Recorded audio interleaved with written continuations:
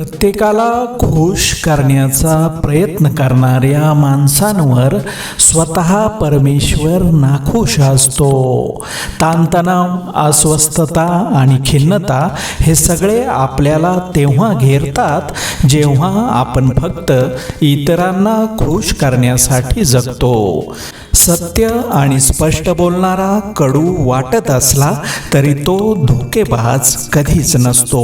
माझं कसं होईल हा प्रश्न मला कधी पडत नाही, कारण सूर्य बुडताना दिसतो पण तो कधीच बुडत नाही. त्याचप्रमाणे उमेद, विश्वास व कष्ट हे ज्याच्या जवळ आहेत तो कधीच अपयशी होऊ शकत नाही. धाडसी माणूस भीत नाही आणि भिणारा माणूस धाडस करत नाही. जगात धाडस केल्याशिवाय कोणालाच यश मिळत नाही. जो फरक हजारो रुपये खर्च करून खाल्लेल्या औषधांनी पडत नाही, तोच फरक 10 मिनिटं ज्यांच्याशी बोलून पडतो, तीच आपली खरी माणसं असतात. जगणं तेव्हा सुंदर असतं जेव्हा इतरांपेक्षा आपलं चांगलं आहे असं वाटतं. अंदाज मनाची कल्पना, अनुभव जीवनातलं सत्य. नातं हे हृदयाशी असलं पाहिजे, कारण रक्ताशी नातं तर मच्छरांसोबतही असतं. जीवनभर अहंकाराला मोठं करून रागाला जन्माला घालण्यापेक्षा संयमाला शांतीचा खुराक द्या, सुविचाराने धष्टपुष्ट करा आणि आनंदाला जन्माला घाला. मग आयुष्य नावाच्या मैदानात नातं नावाचा खेळ कोणीही उद्ध्वस्त करू शकणार नाही. नाती कधी जबरदस्तीने बनत नाहीत, ती आपोआप गुंफली जातात. मनाच्या इवल्याच्या कोपऱ्यात काही जण हक्काने राज्य करतात, यालाच तर मैत्री म्हणतात. जीवनात काहीतरी मागण्यापेक्षा काहीतरी देण्यात महत्त्व असतं, कारण मागितलेलं स्वार्थ आणि दिलेलं प्रेम असतं. जुन्या वाटा बंद झाल्या की नवी वाट शोधता यायला हवी. तयार वाट, पायवाट की नवी वाट, आपापला चॉईस असतो. प्रत्येकाचे फायदे तोटे ठरलेले. क्षेत्र कोणतेही असो, नवी वाट शोधणारे, नवी दिशा देणारे जगाला हवेत. निर्णय आपल्याला घ्यायचा असतो. स्वतःच्या सुखांची तडजोड करून, प्रसंगी देशासाठी संघर्ष करून स्वतःच्या रक्ताचा अभिषेक घालावा लागतो. त्यानंतरच पुढच्या पिढीला स्थैर्य आणि सुखसमृद्धी मिळते. माणूस एकाच कारणामुळे एकटा पडतो. आपल्या माणसांना सोडण्याचा सल्ला तो परक्या माणसांकडून घेतो. विजेते वेगळ्या गोष्टी करत नाहीत, ते प्रत्येक गोष्ट वेगळेपणाने करतात. नाचणारा मोर आणि खुर्चीचा जोर कायमस्वरूपी नसतो. काळ संपला की पिसारा आणि पसारा आटपावा लागतो. उभं झाड आडवं झालं की त्याचा विस्तार कळतो. त्या झाडापासून मिळणारी सावली हरवल्यावर उन्हाची तीव्रता जाणवतेच. शंकेला इलाज नाही, स्वभावाला औषध नाही, चारित्र्याला प्रमाणपत्र नाही, शब्दापेक्षा काही तिखट नाही आणि मौनासारखं उत्तम साधन नाही. पण स्वतःवर विश्वास ठेवा. मग एक दिवस असा येईल की घड्याळ दुसऱ्याचा असेल, पण वेळ नक्कीच तुमची असेल. देव हा माणसाच्या मनात जेवढा असतो त्यापेक्षा जास्त माणसाच्या कर्मात असतो. आपल्या चांगल्या कर्मातला देव कोणाला दाखवण्याची गरज नसते, तो सर्वांना दिसत असतो. म्हणून मंदिरातला देव एक वेळ टाळला तरी चालेल, पण कर्मातला देव कधीही टाळू नका. प्रत्येक क्षणाचा आनंद घेऊन जगा.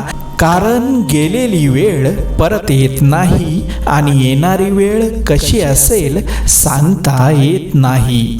स्नेहाचा एक कटाक्ष दुःखी हृदयाला कुबेराच्या संपत्तीपेक्षा अधिक मोलाचा असतो. सुखासाठी कुणापुढे हात पसरू नका, वेळ वाया जाईल.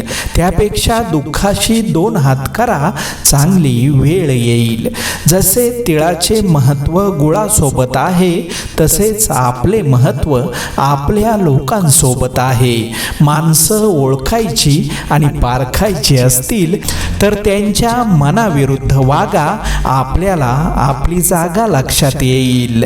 प्रत्येक व्यक्तीत फक्त अवगुणच असतात असं नसतं, तर चांगले गुण असू शकतात. गुणांसह अवगुण असणारच, त्यामुळे सहन करायला शिकलं पाहिजे. कारण आपल्याही बऱ्याच कमतरता असतात, ज्यांना समोरची माणसं सहन करीत असतात. जेव्हा तुमचे हृदय शांत असते तेव्हा प्रत्येक गोष्ट सुंदर दिसते आणि सर्व काही संतुलित दिसते. ज्या पायरीचा सहारा घेऊन आपण पुढची पायरी गाठली आहे त्या पायरीला कधीच विसरू नये. कारण त्या पायरीचा आधार घेतला नसता तर आपण पुढची पायरी कधीच ओलांडू शकलो नसतो. अडचणी आयुष्यात नव्हे तर मनात असतात. ज्या दिवशी मनावर विजय मिळवाल त्या दिवशी आपोआप मार्ग निघेल. तुमच्याकडे काय आहे किंवा काय नाही हे महत्त्वाचं नाही, तर असलेल्या परिस्थितीत तुम्ही कसे जगता हे महत्त्वाचं आहे. चुकीच्या लोकांशी युक्तिवाद करण्यापेक्षा योग्य लोकांशी जुळवून घेणे नेहमी चांगले असते. कारण निरर्थक शब्दांपेक्षा अर्थपूर्ण शांतताच नेहमी चांगली असते. माणसाने मळकं असावं पण झळकं नसावं. जबाबदारी हा असा पिंजरा आहे ज्यात माणूस स्वतंत्र असूनही कैदेत असतो. आरोग्य म्हणजे सौंदर्य. निरोगी आरोग्यासाठी व्यायाम करा. शरीरास ऊन पाऊस वारा मिळू द्या, म्हणजेच सृष्टीचा स्पर्श होऊ द्या. तो स्पर्शच शरीराला तजेला देईल. लोकांनी चांगलं म्हणावं म्हणून केलेल्या कामाला प्रदर्शन म्हणतात आणि कुणाचं तरी चांगलं व्हावं म्हणून केलेल्या कामाला चांगुलपणा म्हणतात. एकदा चूक झाली की ती चूक म्हणता येईल, पण ती चूक पुन्हा झाली तर ती चूक म्हणता येणार नाही. विश्वासघातकी व्यक्तीबरोबर आयुष्यभर मन दुखावण्यापेक्षा आयुष्यभर एकटे राहणे सदैव चांगले. या जगात आपले काहीच नाही, त्यामुळे काही गमावल्याचे दुःख करू नका. मी अमुक मी तमुक असा अहंकार बाळगू नका. सर्वांशी प्रेमाने वागा. नातं म्हणजे काय ते कोणाच्याही सांगण्यावरून जुळू नये आणि कोणी काहीही सांगितलं म्हणून तुटू नये. असा भक्कम लावलेला जीव म्हणजे नातं. जीवनात काही क्षण वेचता येतात तर काही वेचायचे राहून जातात. वेचायचे राहिलेले क्षण विसरायचे असतात, कारण येणारे क्षणही तितक्याच मोलाचे असतात. जगात जर तुम्हाला तुमचा खरा हितचिंतक शोधायचा असेल तर तो तुमच्यात शोधा. कारण तुमच्या आयुष्याचं भलं फक्त तुम्हीच करू शकता, बाकी कोणी नाही. पूर्ण भरलेल्या भांड्यात तुम्ही पाणी टाकले तर त्यात ते मावत नाही, वाहून जाते. पण त्यात साखर टाकली तर ती जागा निर्माण करते आणि सामावून जाते. त्याचप्रमाणे आपल्या वागण्या बोलण्यात माधुर्य असेल तर दुसऱ्याच्या मनात आपण जागा निर्माण करून सामावून जातो. कोणत्याही गोष्टीचा निर्णय घेताना सर्वात चांगली गोष्ट म्हणजे शांततेने विचार करणे. डोकं शांत असेल तर निर्णय चुकत नाही आणि भाषा गोड असेल तर माणसं तुटत नाहीत. शंका आणि गैरसमज हे मानसिक आजार आहेत. सुसंवाद हेच त्याच्यावर एकमेव गुणकारी औषध आहे.